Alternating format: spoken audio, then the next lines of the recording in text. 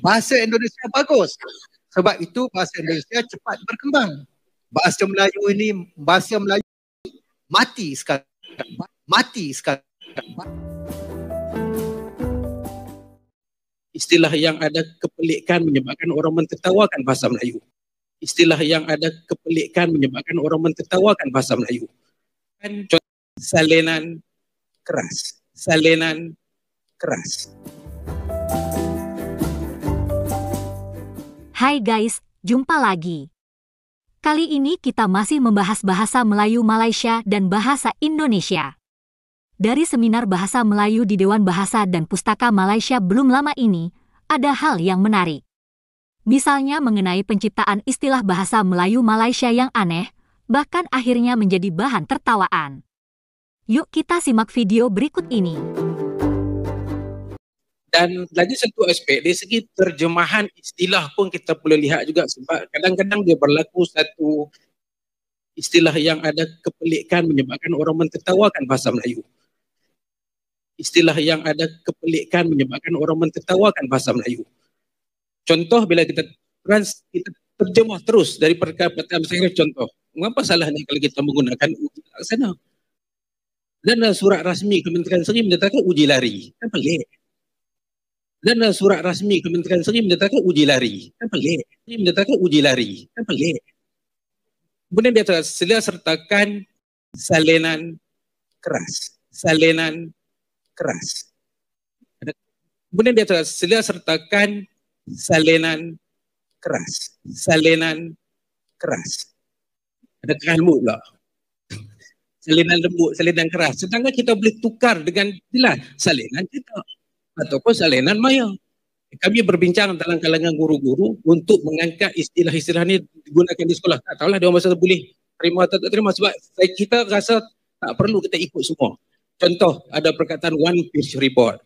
Apa salah kalau kita guna laporan semuka? Benda tu boleh dibuat. Tapi berapa kerat orang yang sanggup buat benda itu. Puncanya ialah kalau sini kita boleh sebutkan apa yang kita bincang macam ni berhari-hari pun saya rasa berbelah kali dah saya mengikuti kursus, bengkel, seminar, simposium, forum, kolokvium berkaitan dengan bahasa Melayu tinggi. Saya rasa masih berada di tekuk yang sama. Kuncinya ialah bahasa itu di Malaysia ditentukan oleh orang politik. Kita kena ubah yang tu dulu. Mana orang politik yang menentukan dia nak pakai tak pakai, berlaku macam mana PPS dulu. Orang politik. Misalnya ini jangan rekam. Sebab saya masih bekerja. Jadi maknanya contoh baru ni, saya sangat bersyukur apabila satu cadangan yang dikeluarkan ahli parlimen disebut orang boleh tu. Dia kata tukar daripada pembangkang kepada oposisi. Dia kata tukar daripada pembangkang kepada oposisi. Mengapa perkataan pembangkang tu apa salahnya? Kalau kita kekalkan perkataan pembangkang, dia suruh tukar kepada oposisi. Dan saya memang banyak perkataan yang kita lihat perlu kita pertahankan. Contoh, sekarang ni dah berluasa orang sebut perkataan presentasi. Sedangkan kita buka kamus tidak ada perkataan presentasi. Apa salahnya dengan pembentangan? Jadi benda balik kepada kita lah, sebab kalau disebut tadi tanggungjawab kita bersama. Tanggungjawab ini tidak akan dapat direalisasikan kalau tidak ada komitmen dan jiwa besar dalam kalangan ahli politik. Dan saya tengok doktor sebut tadi, saya nak bagi maklum balas sikit. Tu kadang-kadang orang kata respon kan. Begitulah guys, masalah peristilahan dalam bahasa Melayu yang selalu menjadi perdebatan. Mengenai penggantian istilah pembangkang dengan oposisi memang pernah diusulkan oleh seorang politikus Malaysia di parlemen.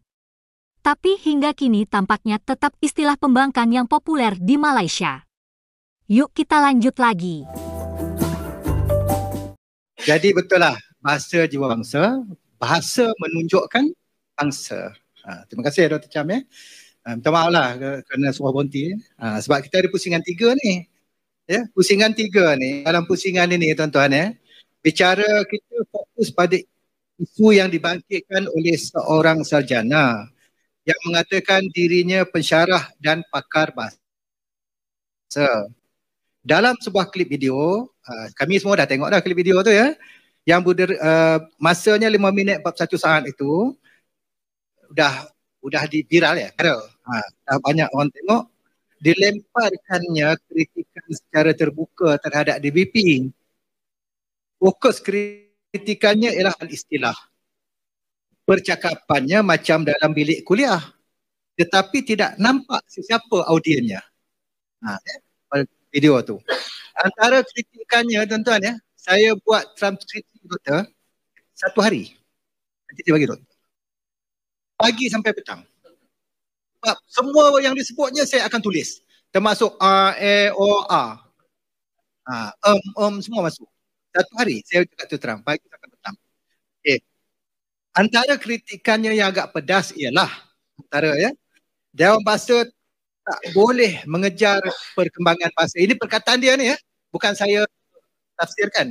Dewan Bahasa tak boleh mengejar perkembangan bahasa. Kecenderungan Dewan Bahasa ialah mengongkong bahasa. Dewan Bahasa sekarang ni asyik mengatakan ini menyalahi bahasa, ini menyalahi tata bahasa. Kau nak salahkan orang bercakap. Ini ayat dia ni, bukan saya ni ya. Bahasa Indonesia bagus. Sebab itu bahasa Indonesia cepat berkembang. Bahasa Melayu ni mati sekarang. Bahasa Indonesia bagus. Sebab itu bahasa Indonesia cepat berkembang. Bahasa Melayu ni mati sekarang. Dalam kubur ya. Okay. Orang tak pakai lagi bahasa Melayu. Aduh. Handphone. Kita pakai aje lah handphone. Apa salahnya? Kenapa ganti dengan telefon bimbit? 5 suku kata. Sedangkan handphone 2 suku kata. Dewan Bahasa perlu berhenti mencipta istilah. Ini arahan ni doktor. Kita dipaksa. Bila tidak buat apa yang ditulis dalam kamus, kita dikatakan salah. Kamus Dewan tu update sekali dalam berapa tahun. Kalau sekali pun tak boleh sebab bahasa berkembang setiap hari. Ini antaranya. Jadi mana-mana doktor boleh mula bercakap. Saya tak tentukan sesiapa. Silakan. Apa yang diujarkan oleh beliau pakar bahasa tu, beliau kata sebab bahasa Melayu ni sekarang mati. Jadi saya nak tahu kuburnya di mana. Sebab kalau sudah mati, saya sendiri takkan buat PhD dalam pengajian bahasa Melayu kontemporari. Pengajian pertama saya sampai ijazah lanjutan saya sampai PhD, saya buat dalam pengajian bahasa Melayu. Kalau dikatakan bahasa Melayu itu sudah mati, saya takkan buat. Jadi saya memang mengajukan soalan ni kepada pakar bahasa tersebut. Saya nak lihat sendiri di mana kuburnya. Kalau dikatakan sudah mati. Sebab menurut mantan Perdana Menteri kita, Datuk Seri Ismail Sabri pernah mengatakan bahawa bahasa Melayu berada dalam lingkungan 10 bahasa popular di dunia. Yang ni mengikut Astro Awani yang dikeluarkan oleh 28 November 2021.